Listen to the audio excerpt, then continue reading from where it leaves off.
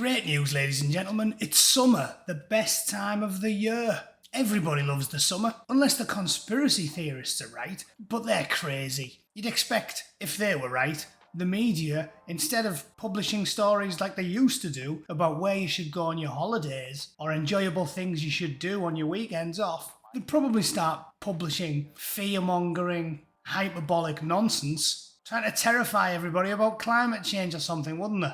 BBC News, how to manage your holiday in a heatwave. Oh look, I didn't see that staggering over the hill 20 miles away, did I?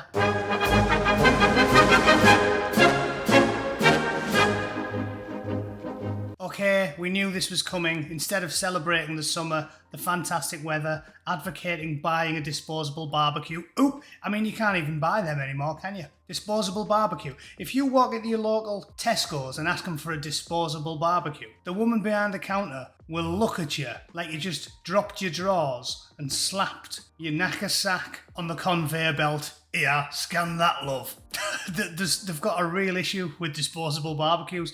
Buy one of them and you're basically Ted Bundy. That's the world we're living in. So of course the BBC are running stories, fear-mongering about why you should be living in terror of the gigantic orange orb in the sky. I'm covering the story because it's hilarious. If you need this advice before you go on holiday, your phone is definitely smarter than you. Someone else booked your holiday for you because you can't operate a smartphone or a desktop computer or a laptop. And frankly, I don't trust you with sharp instruments. You were probably wearing Velcro shoes and being fed mashed banana by a full-time medical employee. By Graham Baker, Megan Fisher and Michelle Roberts. Jesus, it took 3 of them. Maybe all 3 of them combined possibly have an IQ similar to yours and mine. BBC journalists, they're like the kids on Captain Planet. With 3 minds combined, we have the IQ of Rain Man trying to book a holiday. Is it safe to travel to Europe? It's safe, you just might get folded up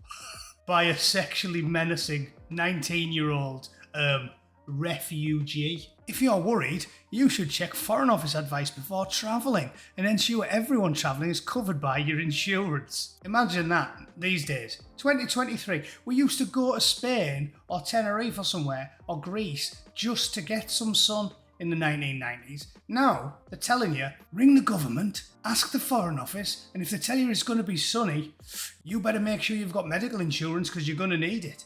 It's the sun. I'll tell you what, if you think you need government advice before going somewhere for your summer holidays, pack 2 rolls of rubberised wallpaper and turn your hotel room into a mental institute. Will I get a refund if I cancel my holiday because of the heatwave? Get a refund and then also ask if they can grow you some gonads because you need some, you absolute loser. See, are you going to stitch yourself up because you're scared? Ooh, there's sun in Greece. Scary. There's Afghans who've lived out there meandering across the desert hills in the middle of summer for millennia. Long before we knew about electrolytes and invented Gatorade. Seriously, is anybody sane going to cancel the holiday because it might be too sunny? Sign me up. All of my childhood holidays, we'd go on holiday, desperate for some sun, and then we'd come home with webbed feet because it'd do nought but piss down the entire time. Think yourselves lucky. I went to Flamingo Land in a caravan for a week and came home with gills. So think yourselves lucky instead of whinging.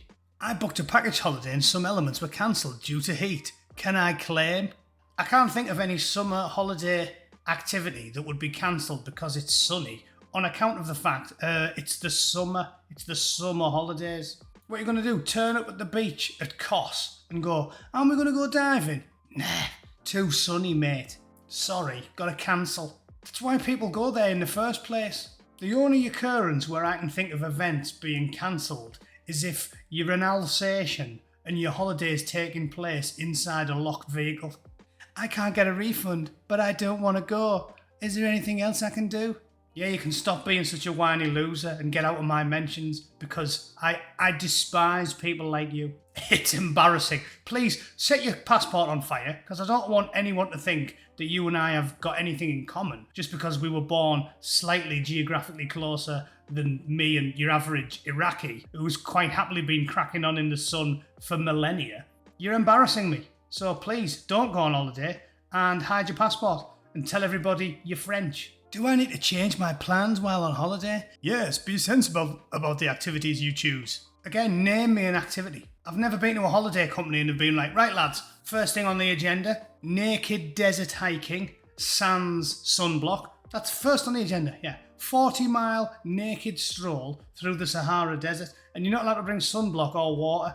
If that is regular on the holiday itinerary of British tourists, then I can understand this. But if it isn't, it shouldn't be. And this whole story is pointless. Pointless infantile propaganda. How to stay safe in a tent seat.